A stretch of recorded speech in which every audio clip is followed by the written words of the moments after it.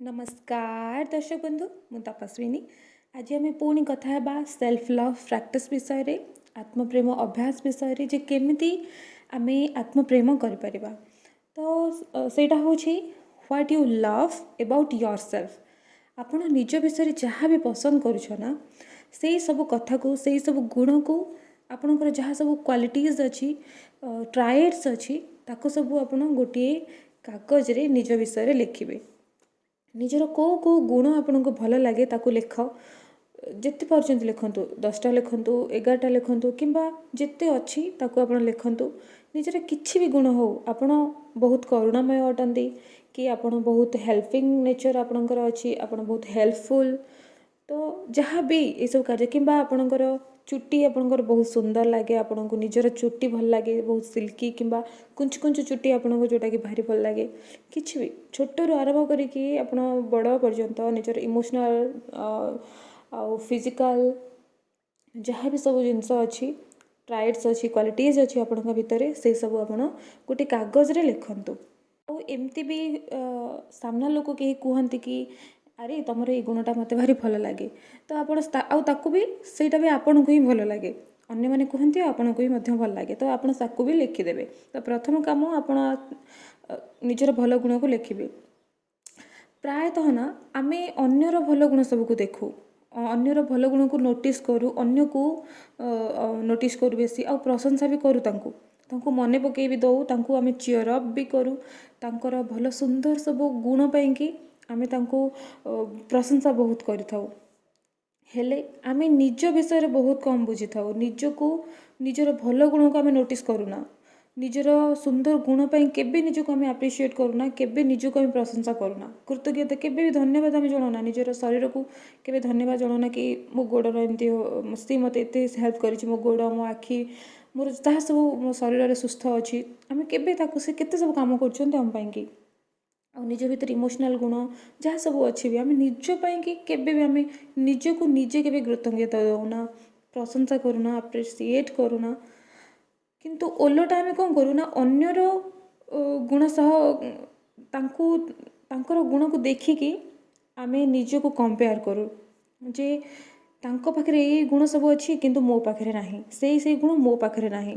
आम अन्य को ध्यान केंद्रित करूँ, से भल गुण देखू आउ तांको प्रशंसा करूँ, ता सहित निजको भी कंपेयर करूँ जे मो पाखरे एटा नाही, किंतु आम कौन करूँ निज को ध्यान दौना, निज उपरे फोकस करूना, से कि निजर भल गुण को भी आम बाहर को बाहर करूना कि आम निजर भल गुण पाई आम निज के धन्यवाद दौना, कृतज्ञता दौना। आउ आम कौन करूँ एमती अन्य मानक गुण सहित निज को कंपेयर करके दुखी हो, निज को आम ग्रहण करूना, आम निज ठारू निजे दूरे दूरे की रहू जमती। तो आम निज को प्रायतः कौन तक लैक मेंटालिटी देखू जे कि ये गुण मो भीतर नहीं किंतु सेटा तांको भीतर अच्छी आ मो भीतर नहीं, आ यही सब अन्य मानक पाखरे अच्छी हेले मो पाखरे नहीं। तो आम यही भाया जो मेंटालिटी आसुना, यही भाया जो निज सहित कंपेयर करूँ, से कि आम निज को एबैंडन करदे, आम निज को परित्याग करदे, निज सहित आम टाइम स्पेंड करूना, निज को प्रशंसा करवा बंद करदे, आम माने निज को आम एका छाड़ी दो। से कि पर मुहूर्त जो आम समस्ते आमको एका कर दियंते ना बाहर लोक सब, से आम एत एका हो भांगी पड़ू, कारण आम तो निज सहित निजर फ्रेंडशिप आमर भल ना ना, आम निज को के प्रशंसा करने, निज सह क्लोज होने, निज सह बसने, निज को फोकस करने, निजर जत्न नहीं, से आम बेसी कष्ट पाई था, आम एका फील करि थाउ सब बेले। तो जेबे आम निजे निज उपरे फोकस आनिबा, निज उपरे आम ध्यान देबा, तो आम निज भीतर भल गुण सबको भी देखा आरंभ करदेबा, आउ आम आत्मप्रेम आरंभ कर से समय रे, कारण जो आम निज को फोकस करवा। तेणु आपण आत्मप्रेम अभ्यास करने कि प्रथमे निज उपर को ध्यान आण, आउ निजर सब भल गुण विषय लेख, जहाँ गोटे कागज जहाँ जहाँ आप निजर भल गुण को निजर गुण को भल पाती, यही गुण को भल पाती, यही रूपर यहीटा को भल पाती, आपन ताको लिखतु प्रथमे। तो आपणकर प्रथम स्टेप हूँ आप लिखे। आउ यापर आपणकर द्वितीय स्टेप हूँ आपन जहाँ सब ट्राइड सब लिखी ना जो कागज रे, ताको आपण प्रत्येक दिन सकाळू उठिबा परे आउ किछि काम करिबेनी, आगो उठिबे से कागज को धरिबे, आउ ଅଇନା ଆଗକୁ ଯିବେ କିମ୍ବା ଛୋଟ ଅଇନା ଯଦି ଥିବ ଆପଣ ଅଇନାକୁ ଧରିକି ବସିବେ।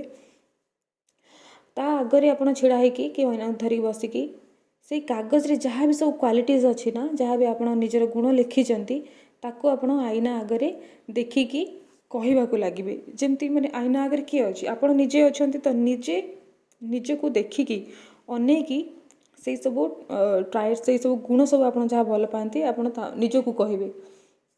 ତ ମେଥଡ଼ କେମିତି କହିବେ, ଆପଣ ପ୍ରଥମେ ନିଜର ନାଁ ନେବେ। ଆପଣଙ୍କର ଯାହା ବି ନାଁ ଅଛି ନା, ଯେଉଁ ନାଁରେ ଆପଣଙ୍କୁ ଡାକନ୍ତି କିମ୍ବା ଆପଣଙ୍କୁ ଭଲ ଲାଗେ ଯେଉଁ ନାଁ, ଆପଣ ନିଜକୁ ଯେଉଁ ନାଁରେ ଡାକିବାକୁ ଚାହାନ୍ତି। ଆମେ ଅନ୍ୟମାନଙ୍କୁ ଡାକୁ କି ମୋ ସୁଇଟି କି ମୋ ଧନଟା, ମୋ ସୁନାଟା, ସେମିତି ଆପଣ ନିଜକୁ ଯଦି ବି ଡାକିବାକୁ ଚାହୁଁଛନ୍ତି ସେମିତି ବି ଆପଣ ଡାକିପାରିବେ। ନହେଲେ ଆପଣଙ୍କର ନିଜ ନାଁ ନେଇକି ବି ଡାକିପାରିବେ, ଯଦି ଆପଣ ନିଜ ନାଁ ସହିତ ଆପଣ କନେକ୍ଟ କରୁଛନ୍ତି। ତାପରେ ଆପଣ କ'ଣ କହିବେ, ପ୍ରଥମେ ନିଜ ନାଁ ନେବେ, ତାପରେ କହିବେ ମୁଁ ପ୍ରକୃତରେ ବହୁତ ପସନ୍ଦ କରେ ତୁମର ଏଇ ଗୁଣକୁ। ଆଉ ସେଇ ତାପରେ ଗୁଣ ଯାହା ସବୁ ଗୁଣ ଲେଖିଥିବେ ସେଇ ସବୁ ଗୁଣ ବିଷୟରେ କହିବେ ମିରର୍କୁ ଅନେଇକି। ଆଉ ଚେଷ୍ଟା କରିବେ ଅଇନାକୁ ଯେତେବେଳେ ଅନେଇକି ଆପଣ କହୁଥିବେ ସେତେବେଳେ ନିଜର ମୁହଁକୁ ଅନେଇବେ, ନିଜର ଆଖିକୁ ଭଲସେ ଅନେଇବେ, ତାପରେ କହିବେ। ମୁଁ ଗୋଟେ ନିଜର ଉଦାହରଣ ଦେଇକି କହୁଛି ତାକି ଆପଣଙ୍କୁ ସୁବିଧା ହେବ ଯେ କେମିତି ନିଜ ସହିତ ଆପଣ କଥା ହେଇପାରିବେ ମିରର୍ ଆଗରେ ଛିଡ଼ା ହେଇକି ବା ଅଇନା ଆଗରେ ଛିଡ଼ା ହେଇକି। ପ୍ରଥମେ ନିଜେ ନିଜ ମୁହଁକୁ ଆଗ ଭଲସେ ଦେଖିବେ, ନିଜର ଆଖିକୁ ଭଲସେ ଦେଖିବେ, ଆଉ କହିବେ ମୋ ନାଁ ତପସ୍ୱିନୀ। ତ ମୁଁ ନିଜ ନାଁ ନେଇକି କହିବି ଯେ ଏଇଆ ତପସ୍ୱିନୀ, ତମେ କ'ଣ ଚାହଁ, ତମେ ନିଜେ କୁହ, ମୁଁ ତୁମକୁ କେମିତି ଭଲ ପାଇପାରିବି। ମୋତେ କୁହ ତୁମକୁ କେଉଁ କେଉଁ କଥାରେ ଭଲ ପାଇବାର ଆବଶ୍ୟକ ଅଛି। ମୋତେ କୁହ ମୁଁ ତୁମକୁ ଭଲ ପାଇବା ପାଇଁକି ପ୍ରସ୍ତୁତ ଅଛି। ମୁଁ ତୁମ ସହ ଅଛି, ମୁଁ ତୁମକୁ କେବେ ଛାଡ଼ିବିନି, ତୁମେ ଏକା ଜମା ବି ନୁହଁ। ମୁଁ ତୁମ ସହ ସବୁବେଳେ ରହିବି ଆଉ ତୁମକୁ ବହୁତ ଭଲ ପାଇବି। ତୁମେ ଜାଣିଛ ତୁମେ ବହୁତ ଭଲ, ତୁମେ କେତେ ସୁନ୍ଦର, ଆଉ ତୁମ ହସ ବହୁତ ସୁନ୍ଦର ଲାଗେ, ତୁମେ ହସିଲେ। ଆଉ ତୁମ ଚୁଟି ଯେତେବେଳେ ଖୋଲିଦିଅ ସେତେବେଳେ ବହୁତ ସୁନ୍ଦର ଲାଗେ, ଖୋଲିଦେଲା ପରେ ବଢ଼ିଆ ଲାଗେ। ତୁମ ହାତର ନଖ ସବୁ କେତେ କ୍ୟୁଟ୍ ଲାଗେ, ନେଲ୍ ପଲିସ୍ ଲଗାଇଦେଲା ପରେ, ମେହେନ୍ଦି ଲଗାଇଦେଲା ପରେ ତ ଆହୁରି ବଢ଼ିଆ ଲାଗେ। ମୋତେ ଭାରି ପସନ୍ଦ। ମୋ ପାଇଁ ତୁମେ ଦୁନିଆର ସବୁଠାରୁ ସୁନ୍ଦର ଝିଅ। ତୁମେ କେତେ ସୁଇଟ୍ ଆଉ କେତେ ସରଳ, ତୁମେ କେତେ ବୁଝିବାର, ବହୁତ ଅଣ୍ଡରଷ୍ଟାଣ୍ଡିଂ।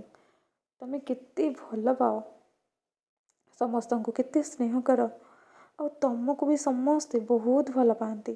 ତୁମ ଭିତରେ କେତେ ସବୁ ଗୁଣ ଅଛି, କେତେ ଶକ୍ତି ଅଛି, ଏମିତି ଶକ୍ତି ଯାହାଦ୍ୱାରା ଲୋକଙ୍କର ଭଲ ହେଉଛି। ତୁମେ ମୋତେ ବହୁତ ଭଲ ଲାଗ ତପସ୍ୱିନୀ, ତୁମେ ମୋତେ ବହୁତ ଭଲ ଲାଗ।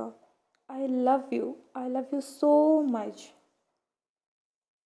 ତ ଆପଣ ଏମିତି ନିଜ ସହିତ କଥା ହେଇପାରିବେ ଚାହିଁଲେ। ମୁଁ ତ ଆପଣ ଯାହା ସବୁ ନିଜର ଟ୍ରାଏଡ୍ସ ଲେଖିଥିବେ, ନିଜର କ୍ୱାଲିଟିଜ୍ ଲେଖିଥିବେ ତାକୁ ମଧ୍ୟ ପଢ଼ିବେ, ଏମିତି କହିକି ତାକୁ ମଧ୍ୟ ସବୁ କହିବେ ଗୋଟି ଗୋଟି କରିକି ଯେ ଏଇ ଗୁଣ ସବୁ ତୁମର ମୋତେ ଭଲ ଲାଗେ, ତୁମେ ଏମିତି କର, ସେମିତି କର, ଏଇସବୁ ଗୁଣ ଭାରି ସୁନ୍ଦର, ଭାରି ଭଲ, ଏସବୁ ଆପଣ ନିଜେ କହିପାରିବେ। ତ ଆଶା କରୁଛି ଆପଣଙ୍କୁ ଏଇଟା ବହୁତ ସୁବିଧା ହେବ ଏମିତି ନିଜ ସହିତ କଥା ହେବା ପାଇଁକି, ନିଜକୁ ଭଲ ପାଇବା ପାଇଁକି। ଦେଖନ୍ତୁ, ସବୁବେଳେ ମୁଁ କହିଛି ଯେ ଆମେ ଯେତେବେଳେ ଆତ୍ମପ୍ରେମ କରୁନ ସେତେବେଳେ ଆମେ ନିଜ ଭିତରେ ଭରପୁର ରହୁ। ଆଉ ଆମେ ଯଦି ନିଜ ଭିତରେ ଭରପୁର ଅଛେ, ନିଜକୁ ଯଦି ଭଲ ପାଉଛେ ନା, ତେବେ ଆମେ ଅନ୍ୟକୁ ବହୁତ ଭଲ ପାଇପାରିବା, ଆମେ ଅନ୍ୟକୁ ଅନକଣ୍ଡିସନାଲି ଭଲ ପାଇପାରିବା।